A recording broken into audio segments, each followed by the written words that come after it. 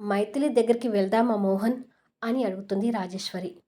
మోహన్ సమాధానం చెప్పే లోపే శ్రేయ ఏడుపు నటిస్తూ అయ్యో పెద్దమ్మ అనుకుంటూ గగ్గోలు పెట్టి ఏడవటం మొదలు పెడుతుంది.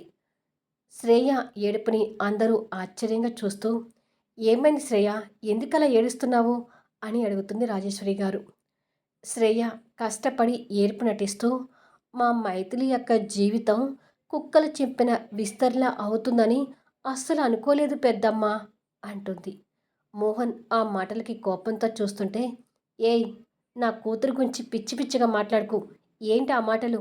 ఏదో తనకి కాస్త మైండ్ పనిచేయటం లేదు, తర్వాత అది మళ్ళీ మామూలు మనిషి అవుతుంది, నాకు ఆ నమ్మకం ఉంది అంటుంది రాజేశ్వరి మైథిలి మీద అభిమానంతో. మామూలు మనిషి అవుతుందేమో పెద్దమ్మ, కానీ అప్పటి వరకు మా అక్క జీవితం ఆ కళ్యాణ్ చేతిలో నాశనం కాకుండా ఉండాలి కదా అని అంటుంది ఏడుపు నటిస్తూనే. ఏం మాట్లాడుతున్నావే, నీ మాటలో అర్థం ఏంటో నాకు తెలియడం లేదు అంటుంది రాజేశ్వరి. రాత్రి మైథిలి అక్క కళ్యాణ్ ఒకే రూమ్లో పడుకున్నారంట. అంటే రాత్రి మైథిలి యొక్క కన్యత్వం కళ్యాణ్ దగ్గర అని అంటుండగా రాజేశ్వరి చేతి దెబ్బ శ్రేయ చెంప మీద గట్టిగా పడుతుంది.